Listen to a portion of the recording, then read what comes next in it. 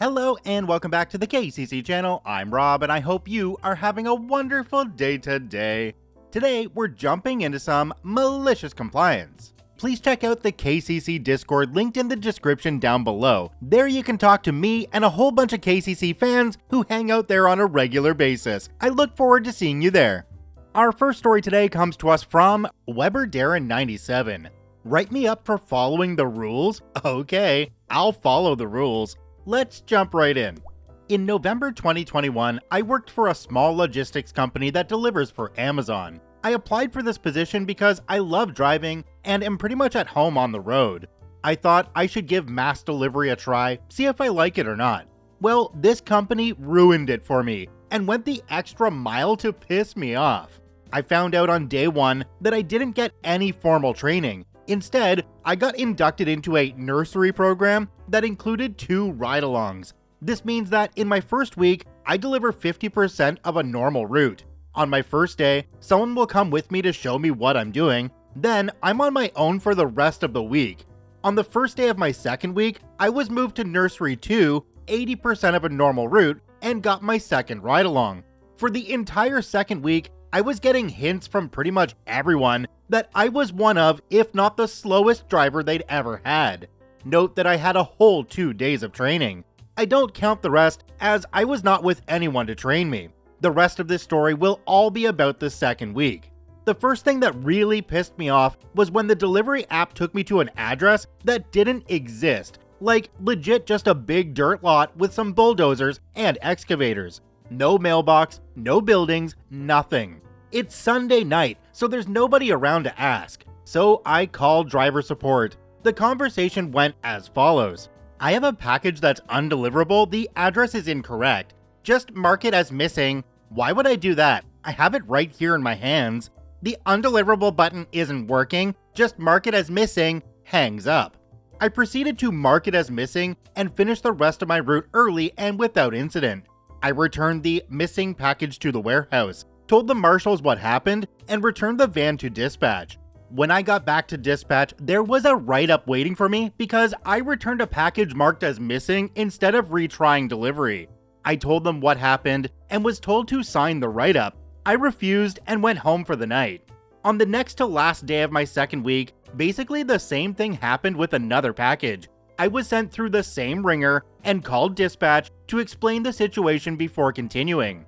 I was told to just keep moving with my route and they'll get in contact with the warehouse. I saw no evidence of this happening, as when I returned, there was a write-up waiting for me, returning a package marked as missing. I said to myself that I'm done with this crap. It's time to do something. I reread the employee contract and found a clause that every time the van comes to a full and complete stop, it must be turned off. Oh boy, did I know what I was going to do the next day. I came into work, claimed a van, picked up my packages, and proceeded to turn the van off every time it stopped. I was laughing so hard at all the people honking at me while restarting those big butt vans. After about 2 hours and at least 150 restarts, it wouldn't turn over anymore. I called dispatch and requested a rescue van. I then killed the rescue van and the rescue van for the rescue van. I killed 3 vans in one day. When I returned to dispatch over an hour late, they asked me what happened. The nice way of asking, what do you think you're doing? I said I was following the contract and proved myself correct in front of my dispatcher. He wrote me up for unsatisfactory performance, and I pointed out that that makes 3 write-ups in a month. If he wants me to sign that, he'll have to call the boss in, then explain why I'm being written up again. I said, yeah, call your boss. I'm sure she'd love to hear why she's being called in at 9:45 at night. He dropped the write-up. I followed up by asking if one of the faster drivers could meet me at the warehouse 10 minutes early to discuss van organization. He agreed to this. I didn't show up the next day. So first of all, after reading this story, I was thinking that having that other driver come in early was a really big move by OP. But then I realized that person coming in early meant that there was somebody to drive the truck that OP was supposed to be driving. It was actually a brilliant move on OP's behalf. Do me a quick favor and take a look down below the video. If that subscribe button's still red, it means you're actually not subscribed to the KCC channel. Please hit that subscribe button for more daily Reddit stories. This next story comes to us from Tacky Queen. Won't honor the contract? Fine. Hope you like hot pink duct tape. Let's jump right in. Many years ago, I was an elected union president at a Fortune 500 company, but I was only in charge of one contracted group. As such, the bargaining power of the main company was much higher than my own, but even they couldn't intervene too much. My group's contract switched from Company A to Company B in 2012, but the contract remained unchanged. Company B inherited all of the contract requirements of Company A and agreed to meet them, but opted to fight me on several minor clauses when it came down to it. Most were solved without much conflict, but the major sticking point was in regards to uniforms. Our contract ensured that we were given an allowance to pay for new uniforms and vouchers for steel-toe boots every year. When it came time for our new vouchers, they refused, citing that they'd given us a slight raise which should offset the cost of boots. I informed them that a cost of living raise didn't void the portion of the contract requiring them to provide vouchers for shoes, to which they responded they just hadn't figured out how to provide vouchers yet. After reassurances they would provide vouchers as soon as they could work it out, I dropped the issue. Unsurprisingly, months later, they still hadn't provided vouchers for replacement shoes. It should be noted that this was a very large campus, and many of us walked several miles a day in these shoes, and the shoes were caked with chemicals and dirt and started to look pretty vile within a year. We had to wear the same work shoes in office areas, and we had started to get complaints. I decided to lean into this. This is where malicious compliance begins. No new shoes? Fine. I'll rig them up to last longer. I went out and bought several rolls of the flashiest and most obnoxious duct tape I could find. I began to repair holes in my shoes with duct tape and extra fabric to the point that my hot pink shoes became easily recognizable. The safety team for the main company was so amused, they gifted me hot pink safety glasses and gloves to match. I also lent out my gaudy duct tape collection to any employee needing to upgrade their shoes. Suddenly, the complaints about our dirty shoes were replaced by complaints about obviously duct tape shoes. Whenever we were asked, we'd tell both union and non-union coworkers that it was a small protest against the refusal to honor the shoe vouchers in the contract. The next year rolls around and still no shoe vouchers, but suddenly, our uniform allowance was increased, $150 to allow for new steel-toed shoes to be purchased. After speaking to the union members, I agreed to allow that in place of the vouchers. I kept my duct tape collection permanently on display as a threat and would use it anytime safety equipment wasn't being replaced and required repair. Ah yes, unions, compliance, and duct tape, my three favorite tools. If you can't fix it with one, you probably can with the others. This next story comes to us from Teflon Jacket. You write poor code and never fix anything. Let's jump right in. Background: I used to work for an IT services company working on a central government contract. We would develop the code, unit test it, and then hand it off to a dedicated test team who would test and sign off on the code before going to production. Once in production, the jobs would be monitored and responded to by a dedicated support team. This support team were all ex-government employees transitioned to the services company as part of the contract. They never developed any code themselves, but were happy to point fingers at anyone else to make themselves feel superior. The production system was massive and made up of many moving parts. Code releases were also based on dates pulled out of thin air, rather than being based on requirements or development times. As such, defects were inevitable.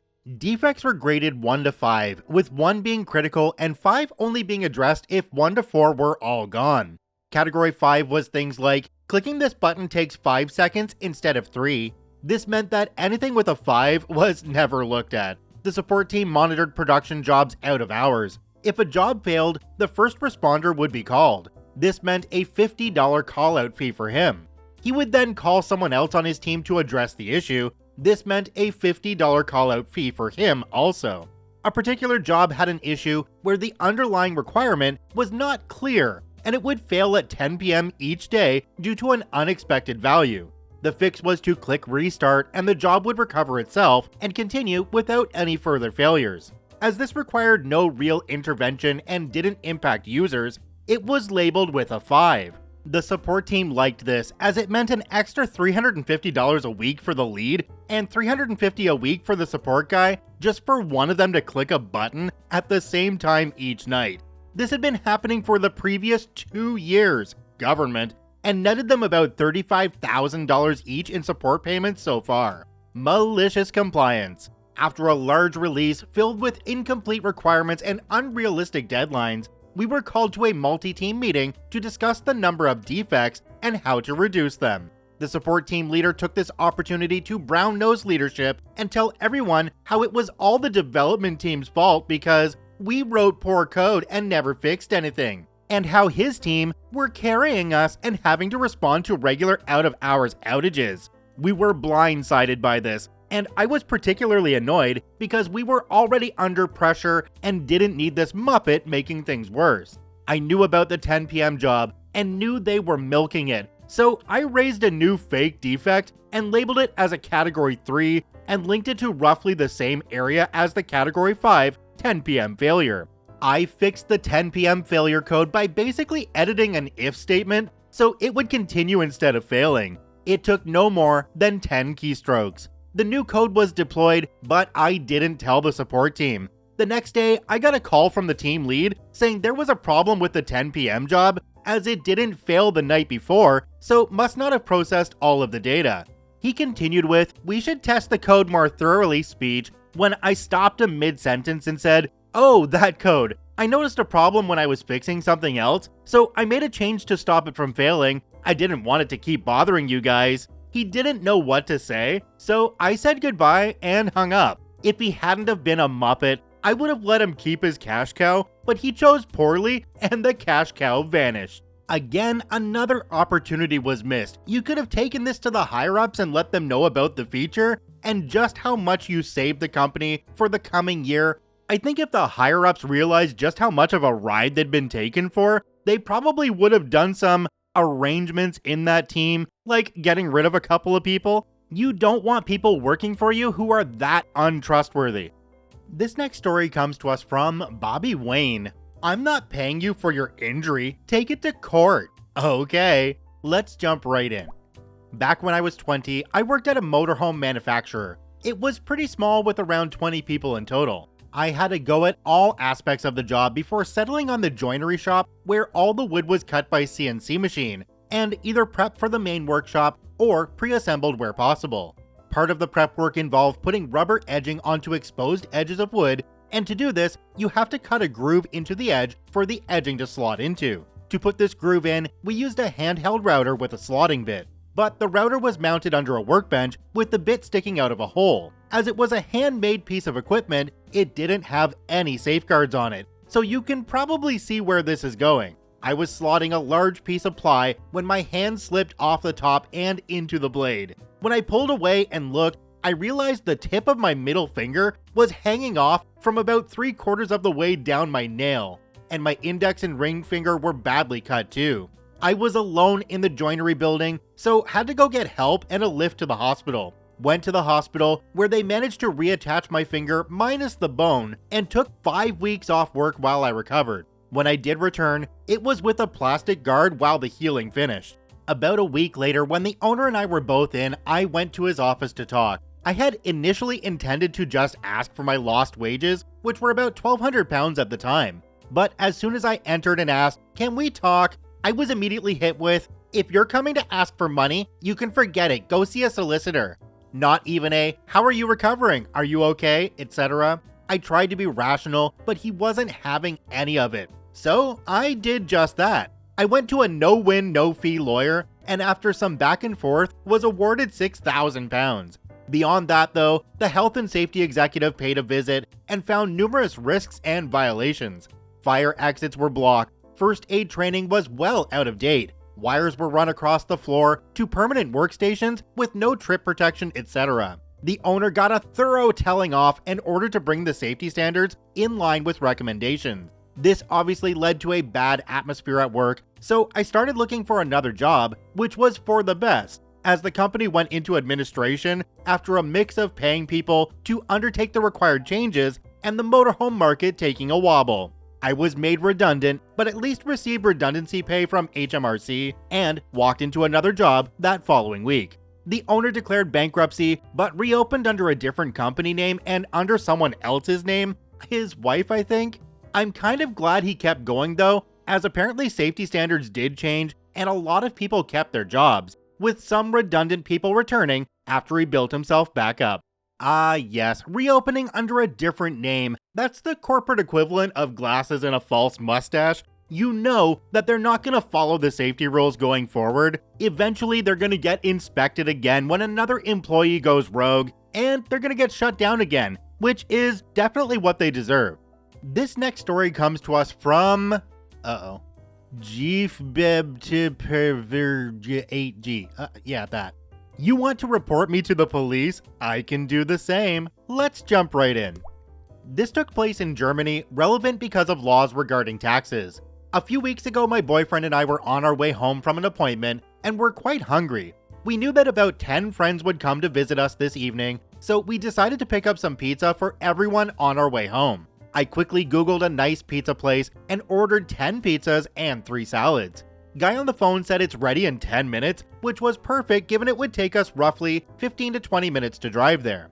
We arrived and I went inside when the guy behind the counter says he has no order under my name. I checked my phone and realized I called a pizza place with the same name in a town 5 hours away. I asked the guy behind the counter if it's possible to make my order, and he tells me it would take 15 minutes, so I went to wait outside. I was just about to call the other pizza place I wrongfully ordered at when my phone already rang. Lo and behold, it was the owner of the other pizza place and he was furious. Asked me where I am. It was now 25 minutes after I initially ordered, and if I'm going to pick up my order anytime soon. I explained my mistake, that I ordered at the wrong restaurant. I said that I will pay for the pizzas he prepared, given it was my stupid fault I called the wrong restaurant, and if he can send me an invoice. As soon as I hang up the phone, our order at the place we were was ready and we drove home. Problem is, on our way home from there, you have no signal. It's through dense forest with no phone service available and takes about 25 minutes.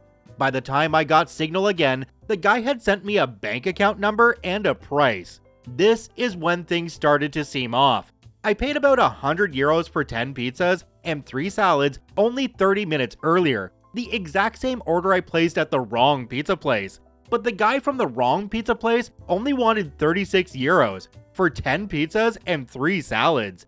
Additionally to this message, I also got 5 messages threatening me to call the police if I don't pay. Remember, I had no signal on the way home and planned to do it ASAP when I got home. He also doesn't have a legit invoice, so I went on the pizza place's website and checked if this is the restaurant's bank account number.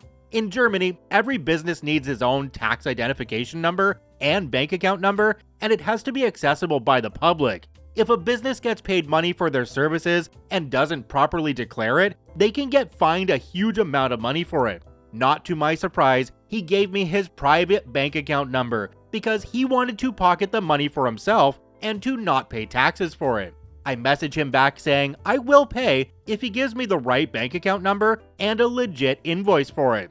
Cue him getting furious and calling the police saying I am not paying him. They call to question me and I tell them he's trying to commit fraud. Long story short, I paid the price for my order to the right bank account and the pizza place was fined so much they went bankrupt because after my report, they found at least a dozen other charges against him. Ah yes, a lesson to the criminals out there. If you're going to lie and commit fraud on a regular basis, it pays to be nice to people, because otherwise you'll get reported just for being a dick. Check out all 5 OPs linked in the description down below. I thank you for watching, I hope you have a wonderful day, and we'll see you tomorrow.